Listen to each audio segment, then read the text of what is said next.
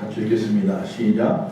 여호와 하나님이 동방의 에덴에 동산을 창설하시고 그 지으신 사람을 거기 두시니라. 여호와 하나님이 그 땅에서 보시기에 아름답고 먹기에 좋은 나무가 나게 하시니 동산 가운데에는 생명나무와 선악을 알게 하는 나무도 있더라. 강이 에덴에서 흘러나와 동산을 적시고 거기서부터 갈라져 내 근원이 되었으니 첫째의 이름은 비손이라. 금이 있는 하일라 온 땅을 불렀으며 그 땅의 금은 순금이요 그곳에는 베들레헴과 포마노도 있으며. 아멘. 자, 오늘 하나님 말씀의 제목 다 같이 읽겠습니다. 시작. 나고의 조건. 자, 이제는 생명나무에 대한 말씀을 나눈 적이 있었는데 나고의 조건이라고 말씀을 드려보았습니다. 자, 낙원이라는 말은 다른 말로는 동산이라고 쓰고 성경에 보면 보통 공원이라는 뜻인데 죽은 악인들이 가는 곳을 음부라고 보통 말하죠. 그 음부의 반대말이 낙원이죠. 성경에 처음 쓰여진 성경들은 사실 다 없어졌어요. 모세가 쓴 모세오경도 최초본은 없어요. 다 뭐예요? 사본이에요. 하나님의 분명한 뜻이 있겠죠. 그 중에 70인역이라고 하는 것이 있어요. 70인역이라고 하는 것은 BC 한 300년, 그러니까 예수님이 이 땅에 첫 번째 오신 그 초림 때보다 한 300년 전에 중간기라고 하는 그때에 말라기 이후에 그때에 그 알렉산드리아에서 즉 애굽이죠. 그 애굽 땅에서 그 당시 톨레미 왕조가 있던 그 당시에 이 헬라 사람들이 성경을 알고 싶어하니 성경을 전하자 해서 성경의 말씀을 구약의 말씀이죠. 그 당시 구약밖에 없었으니까 헬라어로 바꿔요. 이게 70인역이에요. 그 신학자들이 쓴 그 70인역이 최초의 성경이랑 마찬가지예요. 그것이 이제 원본이 돼서 거기서부터 각 나라 언어로 성경들이 쓰여지기 시작했습니다. 그 70인역에 보면 처음으로 이 낙원이라는 말을 써 에덴 동산을 낙원이라고 표현을 해요. 그래서 이제 우리가 낙원이라는 말을 거기서부터 씁니다. 유토피아라고 보통 우리가 그렇게 표현을 하죠. 자, 예수님은요 십자가상의 우편 강도에게 말합니다. 누가복음 23장 43절에 이렇게 말합니다. 오늘 내가 나와 함께 낙원에 있으리라. 예수님이 십자가 위에서 우편 강도에게 얘기합니다. 오늘 나와 함께 어디 있다고요? 낙원에 있으리라. 바울도 살아생전에 고린도후서 12장 4절에 보니까 자신을 그라고 표현해. 즉 다시 말하면 자신을 갖다가 1인칭으로 쓰지 않고 3인칭으로 쓰면서 뭐라고 말하면 그가 낙원으로 이끌어가서 말로 표현할 수 없는 말을 들었으니 사람이 가히 이르지 못할 말이로다. 자기가 뭐예요? 어디 갔다 왔다는 거예요? 삼층천에 갔다 왔다는 얘기예요. 자기도 지금 낙원에 갔다 왔대요. 내가 본 천국 뭐 이런 책도 있었지만 요한계시록도 2장 7절에 보니까 에베소 교회를 향하여서 사도 요한이 그 7편지를 보내는 중에서 이 에베소 교회를 보낸 편지에 보니까 이기는 그에게 내가 낙원의 생명나무의 과실을 먹게 하리라 말하고 있어요. 자, 지금 계속 뭐가 있어요? 낙원이 있답니다. 낙원이 있어요. 자, 우리가 아는 낙원은 창세기 2장에 나와 있는 에덴 동산이에요. 즉 실제 했던 지상의 낙원이 있었는데 그게 바로 에덴 동산이죠. 물론 하나님이 설계하셨고 하나님이 만드셔서 인간이 그곳에 살게끔 최초의 인간을 그곳에다 두었죠.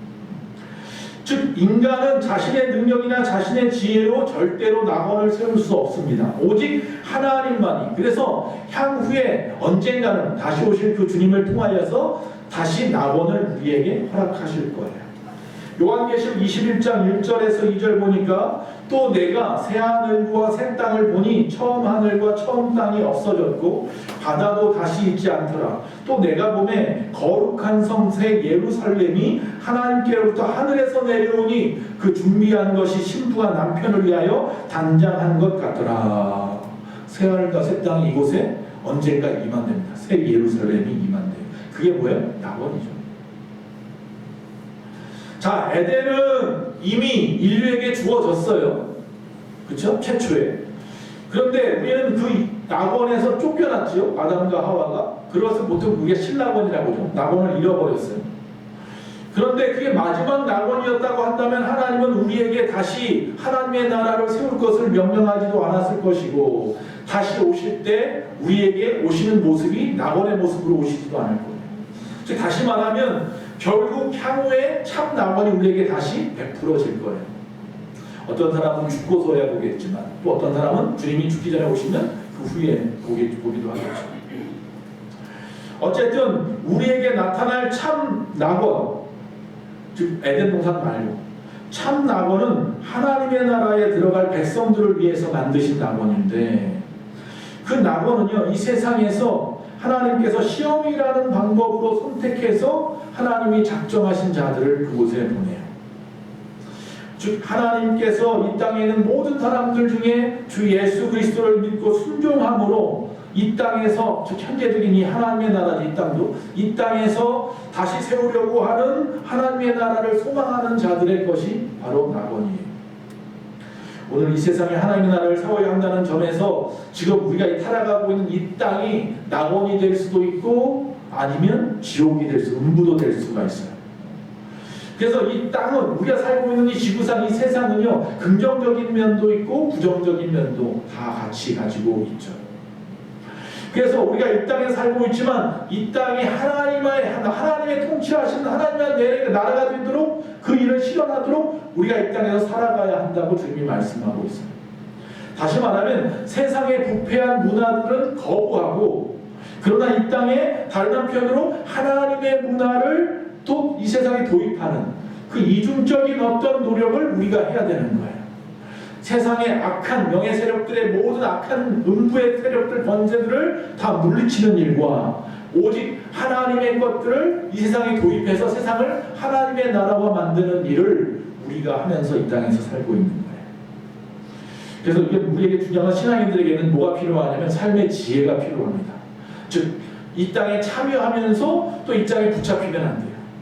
이 땅의 것들을 거부하면서 또 이 땅에다가 하나님의 것들을 심어야 하는 일을 우리가 해야 되는 거예요. 그래서 굉장히 힘든 하루하루의 삶을 저와 여러분이 살아가고 있어요.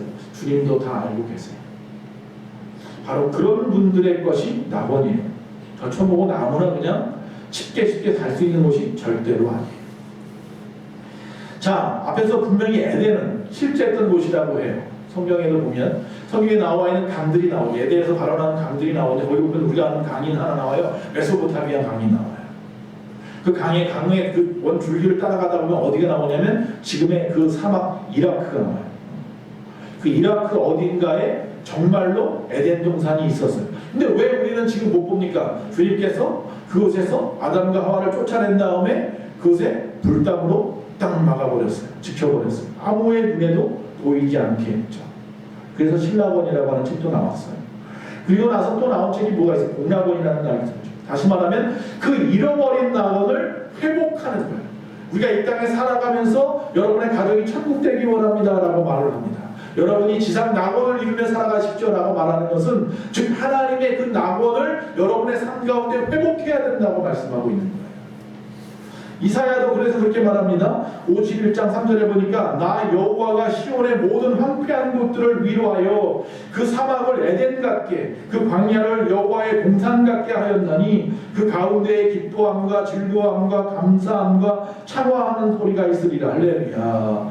여러분의 가정이, 여러분의 주변의 모든 상황이 여기 말씀처럼 황폐하고 사막과 같고 광야와 같은 그런 곳이었을지 모르지만 여러분이 주 예수 그리스도를 믿음으로 말미암아 그 잃어버린 낙원을 여러분의 가정과 여러분의 환경, 여러분 주변에 다시 회복하면 그것이 에덴도 될 수 있고 낙원도 될 수 있고 주의 동산도 되는데, 더 이상 그곳에 눈물이나 슬퍼하는 것이 아니라 기뻐함과 즐거움과 감사함과 하나님 앞에 영광 돌며 찬양하는 소리가 가득하리라. 할렐루야. 여러분의 가정은 낙원이십니까? 음부이십니까? 여러분의 가정은 어떤 모습이냐고 질문합니다. 그래서 오늘은 그러면 창세기 2장에 나와 있는 그 에덴 동산, 하나님께서 모형으로 주신 거예요. 앞으로 나중에 영원한 저 천국을 갖다가 모형 삼아 에덴 동산을 우리에게 주셨는데, 그 에덴 동산에 나와 있는 것들을 통해서 낙원은 어떤 조건들을 가지고 있는지를 좀 살펴보자는 거예요. 우리가 지금 이 순간에 에덴 동산에 내가 지금 성경의 말씀 속으로 들어갔다고 생각을 하십시오. 드디어 내가 지금 에덴 동산 앞에 서 있는 거예요. 자, 불담으로 막아놔서 우리가 더 이상 볼 수 없지만 성경에 나와 있는 것을 의지해서 그 문을, 영의 문을 열고 지금 들어가 봅시다. 자, 자, 그 에덴 동산에 처음 들어가니까 제일 먼저 동산 중앙이 보이는데 그 중앙에 나무가 딱 서 있는데 생명나무와 선악과가 있다고 하네요. 선악과는 이미 아담과 하와가 따먹어 버렸어요. 그래도 남아있는 나무가 하나 있어요. 뭐예요? 생명나무가 아직도 남아있어요. 여러분 가정에서 가장 아끼는 보물이 있으십니까? 보화가 있으십니까? 갑오라고 보통 말하는데 혹시 여러분 자적에 갑오 같은 거 가지고 계신 분 계십니까? 한 분도 없으세요. 정말 아주 골동품, 이거 정말 팔면 뭐 몇억 된다, 몇 천만 원 된다, 뭐 이런 정도의 것들을 가지고 있는 분 혹시 있으십니까? 없으시군요. 저도 한번 생각해 봤어요. 우리 집에는 뭐가 있을까? 저희 집도 하나도 없습니다. 족보도 없어요. 언제 잊어버렸는지. 그러니까 아무것도 없어요. 갑오가 될 만한 게 아무것도 없는데 오늘 하나님의 말씀에 보니까 그 낙원에 생명나무가 있다라고 말합니다. 그곳이 낙원이라 그랬습니다. 가만히 보니까 우리 집에 아무것도 없는데 우리 예수 그리스도가 우리 집에 계시더라고요. 그분이 우리 가운데 계시더라고요. 생명나무는 주 예수 그리스도입니다. 그분을 모신 가족이 천국입니다. 그분을 주인으로, 그분을 우리 가정의 호주로 삼는 가정이 천국입니다. 낙원입니다. 그래서 생명나무라는 것은 말 그대로 영생에 이르게 하는 나무, 바로 예수 그리스도를 가리키는 겁니다. 반대로 주님과 함께라면 내가 지금 살아가는 형편이나 사정이나 환경이 정말 음부같이 앞에서 말한 광야 사막 같을지라도 거기가 낙원입니다. 생명이 있는 곳은 어디든지 낙원입니다. 그래서 여러분의 가정을 낙원으로 만들겠다는 첫 번째 조건은 에덴 동산에 있었던 그 생명나무 예수 그리스도를 여러분이 모셔야 하는 줄로 믿습니다. 예수님이 우리의 가정의 한복판에 계셔야 여러분이 지상 낙원에서 사는 거예요. 여러분의 가정이 한 평짜리 집에 살더라도 반지하에 살더라도 신경 쓰지 마십시오. 주님이 계시면 거기가 낙원입니다. 아무리 정말 뭐 대궐 같은데 구주구궐 뭐 그런 데 산다고 99칸 그런 데 산다고 해도 주님이 계시지 않으면 거기는 음부입니다. 자, 그곳에서 흘리신 그 보혈이 바로 생명의 근원이겠죠. 히브리서 10장 19절에 이하에 보면 이런 말씀이 있습니다. 그러므로 형제들아 우리가 예수의 피를 힘입어서 첫째로 그 성소에 들어갈 담력을 얻었나니 믿음으로 나아가자. 서로 돌보아서 사랑과 선행으로 서로 격려하면서 모이기를 피하는 어떤 사람들의 습관과 같이 하지 말고 오직 서로 권하여서 그날이 가까울수록 주님 오실 날이 가까울수록 더욱더 힘쓰자 그럽니다.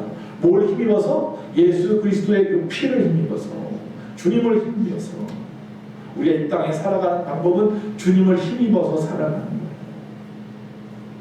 그분을 중심으로 나의 마음의 중심으로 두고 사시면 여러분이 천국이시고 여러분의 가정이 천국이고 우리 교회가 천국이 될 줄로 믿습니다.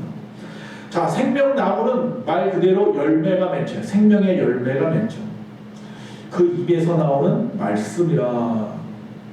요한계시록 22장 2절에 보면 생명나무가 있어 12가지 열매를 맺되 달마다 그 열매를 맺고 그 나무 잎사귀들은 만국을 치료하기 위하여 있더라. 이 생명나무에 있는 그 열매와 그 잎사귀가 있는데 그것은 뭐예요? 만국을 치료한답니다. 여러분에게 주님이 계시면 주님의 그 피 묻은 손이 여러분을 갖다 깨끗게 하실 줄로 믿습니다.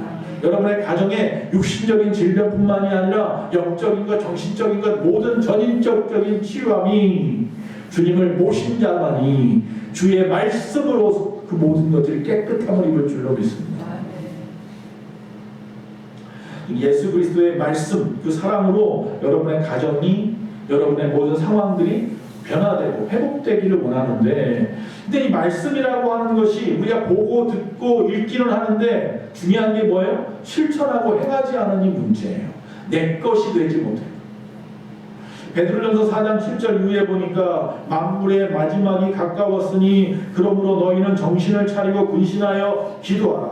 무엇보다 열심으로 서로 사랑할지니 사랑은 허다한 죄를 덮느니라. 또 서로 대접하기를 원망 없이 하고 각각 은사를 받은 대로 하나님의 각양 은혜를 맡은 선한 청지기 같이 서로 봉사하라. 만일 누가 말하려면 하나님의 말씀을 하는 것 같이 하고 누가 봉사하려면 하나님의 공급하시는 힘으로 하는 것 같이 하라. 이는 범사의 예수 그리스도로 말미암아 하나님이 영광을 받으시게 하려 함이니 그에게 영광과 권능이 세세에 무궁토록 있느니라. 아멘.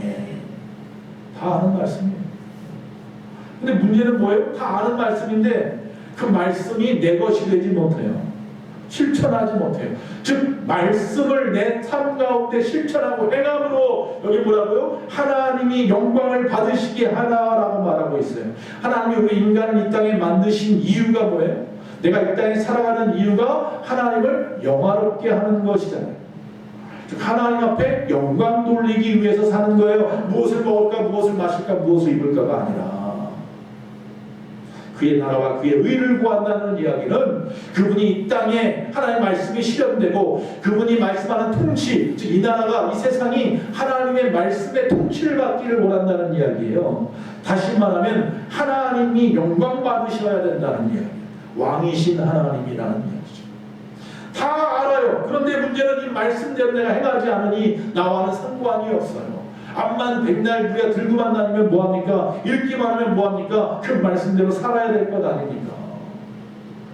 그 말씀에 하라고 하면 좀 하고 하지 말라면 좀 하지 말아야 하는데 할 거 하고 다 하지 말 거 다 하고 하라는 거 하나도 안 하고 교회만 그냥 막 문지방이 날 좀 왔다 갔다만 하면 그럼 다 되나요? 하나님이 영광을 받지 않으시는데 내 너의 이름을 모른다 하실 텐데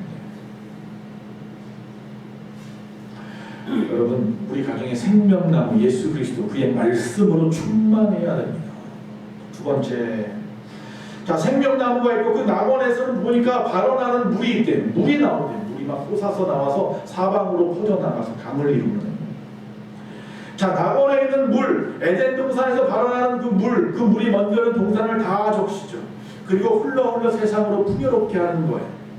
민수기 20장에 보면 이스라엘 백성들이 광야에 나와서 신광야에 나와서 투덜투덜 원망하고 불평합니다. 왜 우리를 광야까지 인도하여서 여기서 죽게 하느냐. 이곳은 파종할 것도 없고 무화과도 없고 포도도 없고 석류도 없고 물도 없다. 먹을 것도 없고 물도 없답니다. 모세하고 아론을 향하여서 원망합니다. 여러분 결국 모든 것이 있어도 물이 없으면요 죽을 수밖에 없는 인생이에요. 물은 은혜를 말합니다.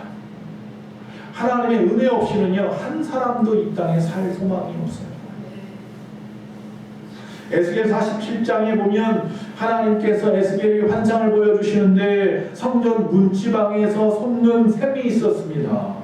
그 물이 흐르는데 우편으로 흘러갑니다. 우편으로 흘러가다 동문이 닫혀 있으니까 남쪽으로 흘러갑니다. 그러니까 이 에스겔을 하나님께서 들어서 이 동문이 막혔으니까 분문으로 빼서 바깥에서 쳐다보게 합니다. 근데 그 물이 자기에게 막 흘러오는데요.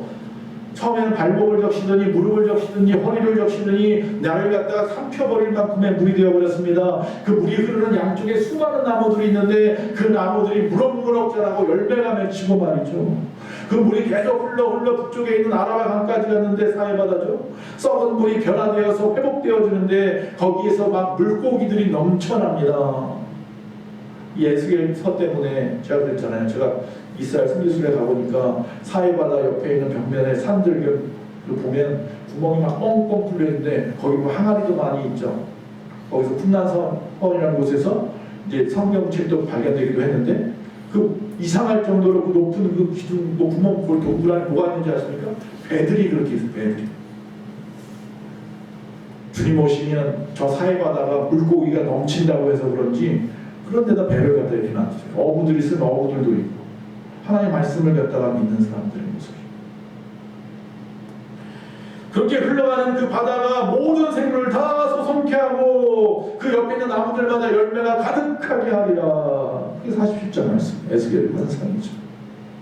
주님 오실 때 실현될 건데 이것은 바로 은혜의 샘물이 흘러가는 곳마다 그렇다는 거예요. 여러분의 가정이 소성되기 원하십니까? 여러분의 가정에 주님의 은혜가 충만하시기를 원합니다.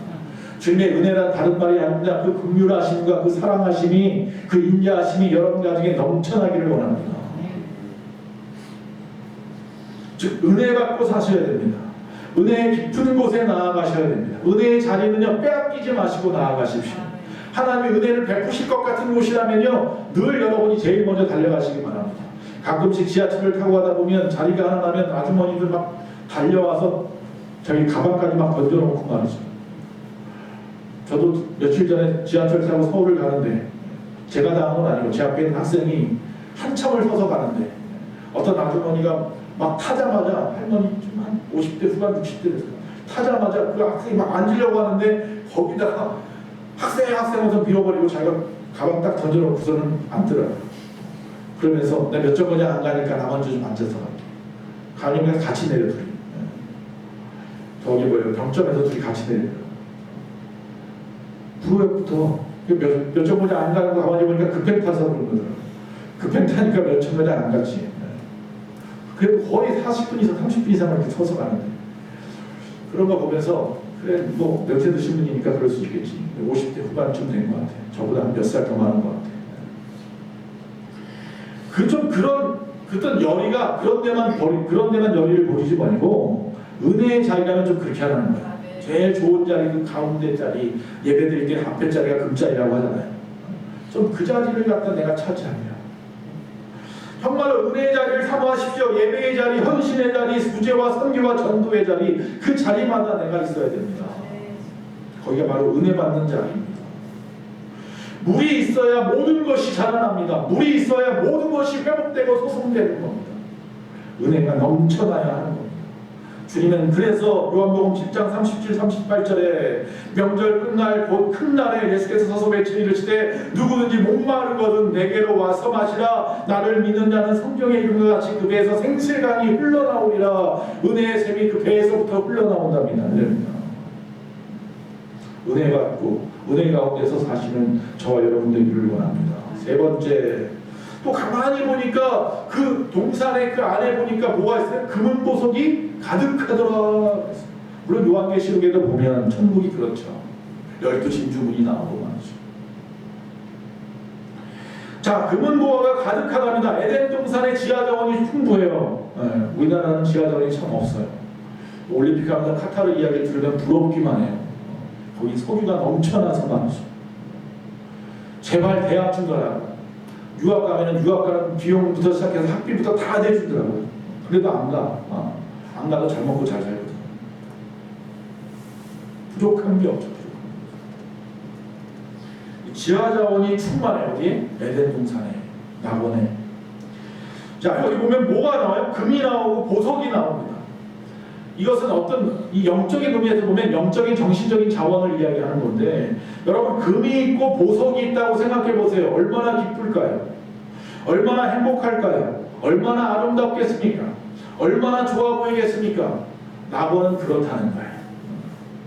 꼭 금이 있고 보석이 있다는 이야기가 아니라 금이 있고 보석이 있는 것처럼 그 낙원은 항상 좋은 것, 아름다운 것, 풍성한 것들이 넘쳐나는 거예요.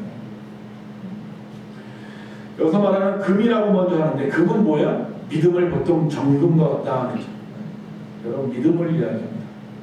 베드로전서에 보면 1장 7절에 보니까 베드로가 그 당시 초대교회 성도들이 핍박받고 환난받고 어려움 당하니까 그 믿음을 갖다 굳건히 지키라고 이렇게 말을 합니다. 너희 믿음의 확실함을 불로 연단하여도 없어질 금보다 더 귀하여 예수 그리스도께서 나타나실 때에 칭찬과 영광과 존귀를 얻게 할 것입니다. 할렐루야. 그 믿음을 그렇게 지켜내서 마지막 때 그 믿음으로 주님 앞에 섰을 때 칭찬과 영광과 존귀를 얻게 하라. 믿음은 금보다 더 귀한 것입니다. 변하지 않는 믿음, 어떤 상황에도 변하지 마시기 바랍니다. 바로 그 믿음은 바로 천국을 소유할 수 있는 티켓입니다. 자, 여기 또 보석이 나옵니다. 이 보석 중에 예를 들면 여기 보면 호바노가 나오네요. 여러분 대제사장이 에봇이라는 것을 입고 그 안에 흉배를 붙이죠. 흉배를 앞에다 붙이는데 여기 보면 12개의 보석이 박혀 있어요. 이 12개의 보석은 야곱의 자녀들을 의미하죠. 즉 12지파를 의미하는 거예요. 즉 하나님을 믿는 자들, 하나님으로 선택받은 자들이 여기 지표입니다. 그게 뭐로 표현을 해요? 보석으로 표현해요. 존귀한 자라. 야곱의 자녀는 존귀한 자라. 존귀한 자의 의미예요. 보석은 그런 의미예요. 존귀한 자가 되십시오. 저와 여러분이 보석이 되어요. 여러분이 하나님이 원하시는, 하나님이 선택한 정말 그 흉패에 붙어있는 그 보석과 같은 자들이 되어야 합니다. 사도 바울은 빌립보 교인에게 편지를 보내면서 빌립보서 4장에 보니까 나의 멍에를 같이 한 자라, 복음에 나와 함께 힘쓰던 부녀들, 글레멘드와 나의 동역자들, 그러면서 그 이름이 생명책에 있다고 말합니다. 누가 생명책에 있다고요? 복음에 힘을 쓰고 복음을 전하고 멍에를 같이 맺던 사람들이 주의 생명책에 그 이름이 있더라. 나번에 갔다 온 자니까 이렇게 말할 수 있는지도 모르겠어요. 여러분의 이름이 생명책에 기록되기를 원합니다.